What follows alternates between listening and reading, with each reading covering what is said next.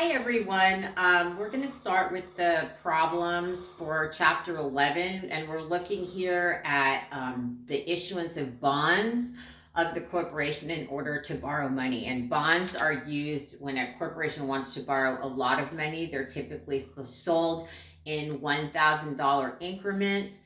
And they have an interest that's charged on them, and you can issue it for several $1,000,000 from numerous investors instead of just from one investor. So, and there's some things that we're going to talk about as we go through this problem. Remember, the problems are on Cengage under Chapter 11 YouTube problems. So I'm going to read this here, and they tell us that on July 1st, Livingston Corporation, a wholesaler of manufacturing equipment, issued $46 million of 20-year 10% bonds at a market effective interest rate of 11%, and they received cash of $42,309,236.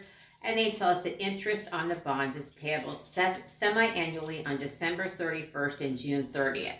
So I'm going to put a couple of things up here. So I'm going to put that the bond issuance, the bonds issued, their face value. This is the amount that's on the front of the bonds, and it's the amount that the corporation is going to pay on the maturity date of the bond. So $46 million is the face value of those bonds. Those are, they have a life of, there's 20 years. So we've borrowed the money today, and in 20 years, we're going to pay back that $46 million to the bondholders. Additionally, they have a stated rate. So 20 years stated interest rate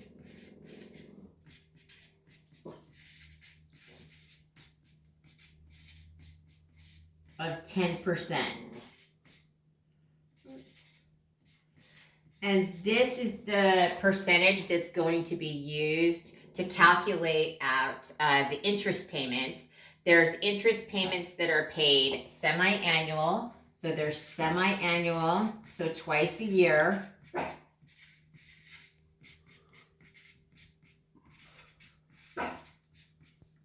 We're going to pause. My puppy has to go out. All right, so we're back, and just a reminder, the bonds issued have a face value of $46 million. This is the amount that the company needs to pay back at the end of the 20-year life. They're going to pay stated interest of 10% twice per year. That's what that semi-annual interest is, and they're going to pay it on June 30th and 12/31 of every year. Okay, and then the problem also tells us that the market interest rate is 11%.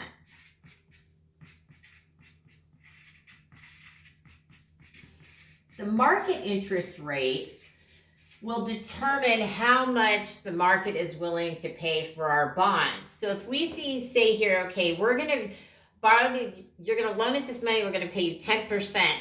And then we'll pay you back $46 million at the end of 20 years. What the market says is, the investor says, I can invest in a different, just a different investment and get 11%. So I'll buy one of your $46 million bonds, but I'm only going to do it at an interest rate of 11%.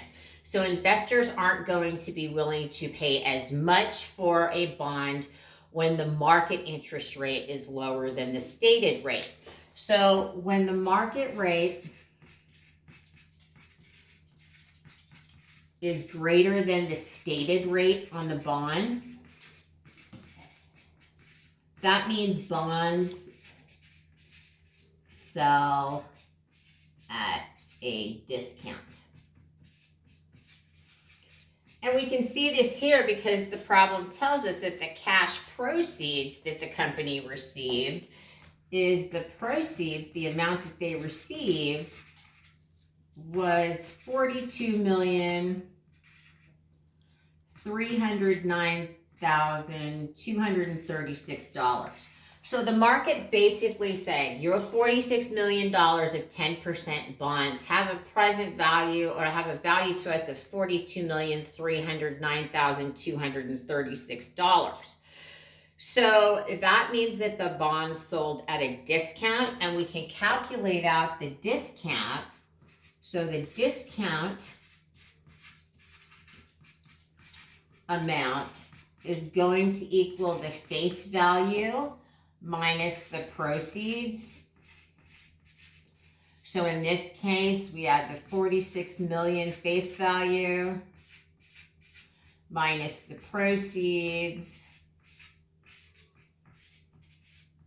And that's going to give us the discount amount of $3,690,764. So $3,690,764. So this is the amount that we lost because our bonds are at 10% instead of 11%. And you might ask and go, why don't we just reissue bonds at 11%? And it's because it's a drawn out process where you have to have underwriters and you have to go through approval and everything else. And so this way allows the company to go through with their bond issuance while taking into account market differences. So what we're going to do first is they say for number one, they want us to journalize their entry to record the amount of cash proceeds from the issuance of the bonds on July 1st. So on 7/1, and of course they've given us those weird years, Y1. So we're going to do the journal entry. We're going to record cash for the amount of the proceeds. So we're going to debit cash for $42,309,236. Additionally, we need to take into account this discount on bonds payable. That's also going to be a debit of $3,690,764. And then we're going to credit bonds payable for the full $46 million.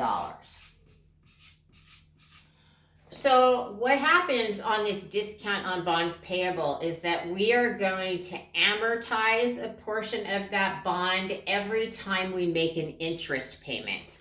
So one of the things we're going to calculate so that by the time we have to pay off this $46 million, this discount on bonds payable would have been totally accounted for. And so the face value would be the amount that we pay off. So in number two, they ask us to journalize the entries to record. The first one is to the first semi-annual interest payment on December 31st, 2000 Y1. So this is at the end of the first year. So December 31st, Y1. They want us to record the interest, and they wanted the payment of the interest and the amortization of the bond discount. So the first thing I'm going to calculate out here is, before I do the journal entry, so I'm going to do the amortization on bonds payable, and we're going to use the straight line method. So to do the amortization on the bond, we're going to do amortization on bonds payable discount. Sorry, I have that there. We're going to take the discount, the total discount on the bonds payable, and we're going to multiply it by the total number of interest payments. Okay, so in this situation, we have our bonds are 20 years, but we pay interest twice a year. So we're going to have a total of 40 interest payments. So we're going to have what's considered 40 periods. And we're going to divide that into the discount of $3,690,764. And that's going to give us our amortization on the discount each period of $92,269. So when we are amortizing a discount, it increases interest payment. So the amortization of a discount increases our interest expense. So that's the first item that we have to calculate out before we can do the journal entry. The second item is we need to calculate out what the cash payment is. So the cash payment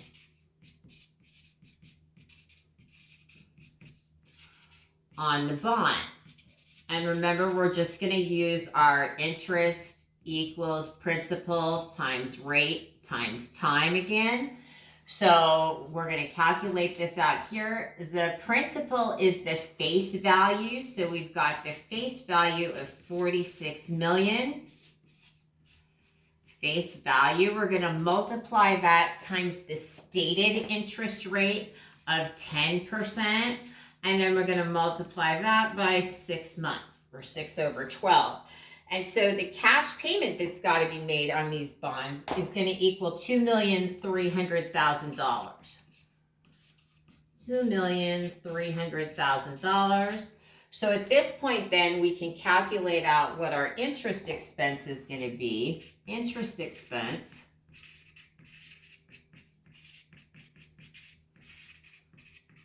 is going to equal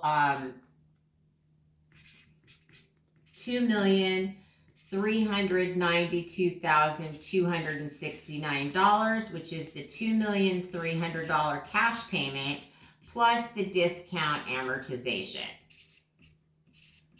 That's going to take into account and allow us to actually record the fact that we're paying the basic interest of 11% on these loans. All right, so then the journal entry here, we have everything that we need. So on 12/31/Y1, we're going to have our total interest expense.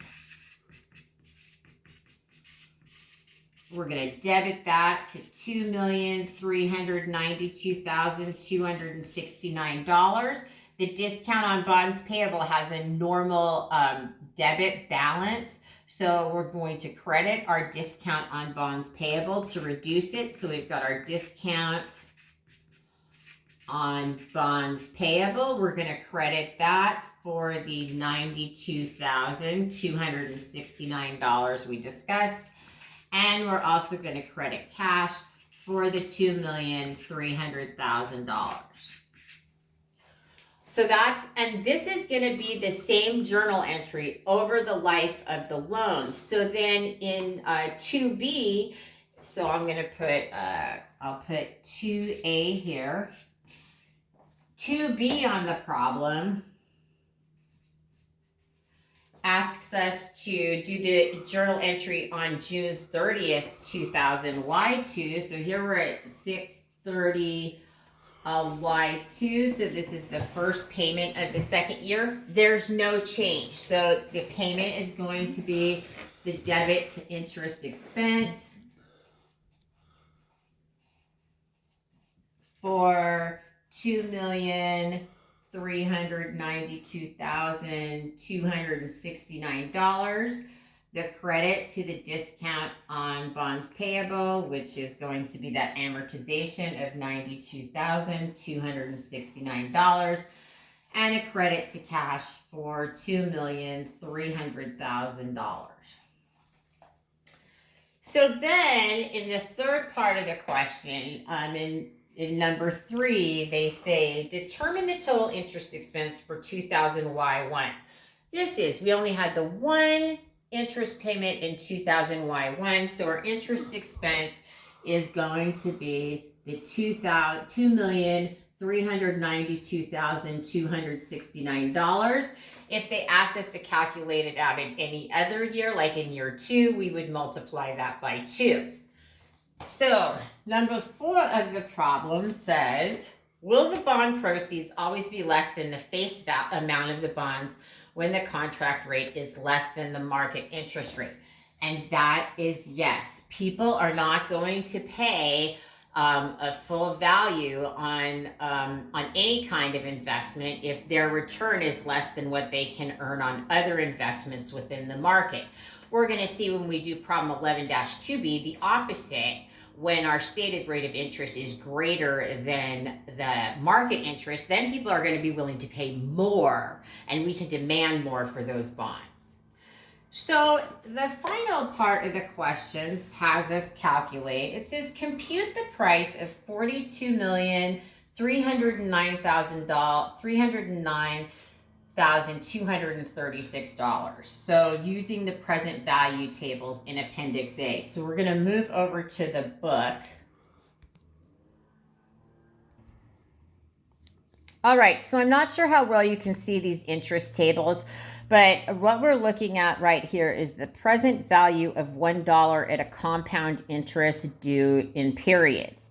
And you can see across the top, it's going to have interest rates, and across the bottom, it's going to have the number of periods. When we're dealing with these tables, what we're looking at is the market rate of interest rather than the stated rate of interest. Make sure I've got the right problem here.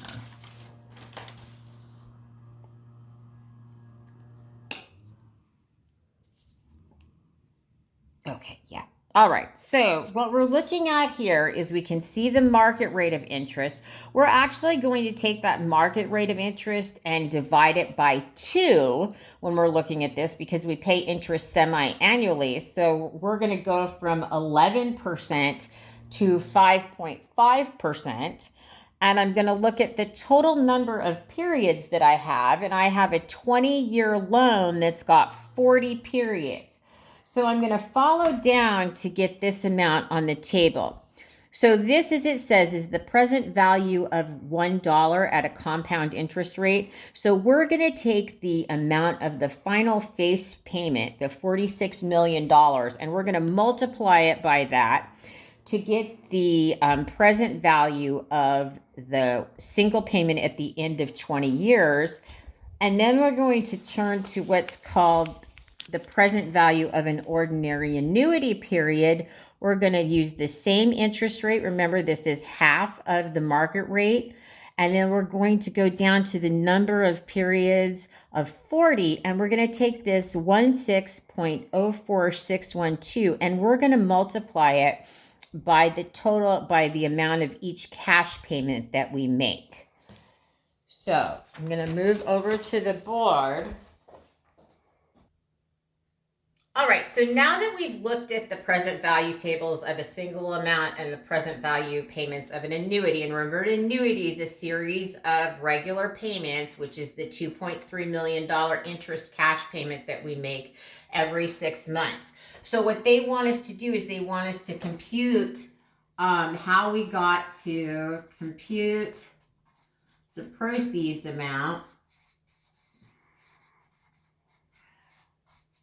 of $42,309,236. And we're going to do this in 2 parts using the amounts we found off the table. So in the first part, we're going to calculate out the present value of the $46 million payment at the end of 20 years. So we're going to take $46 million. We're going to multiply it by the 0.11746 calculation that we got off the present value of a dollar table. And that's going to tell us that the present value of that payment is $5,403,160. So that's the first part. And then in the second part, we're going to take the present value of all of those interest payments. So of the 40 interest payments at $2,300,000, we're going to multiply that by the amount that we got off the present value of an annuity table, which is 16.04612. That equals $36,906.76. And when we add those 2 amounts together, it's going to give us the $42,309,236. So make sure you go back and forth to the tables. Remember, you use the present value of a dollar table for the final payment amount. use the present value of annuity table to get the present value of the payment. So that's where we see the difference, and that's how they get the price for problem 11-1B.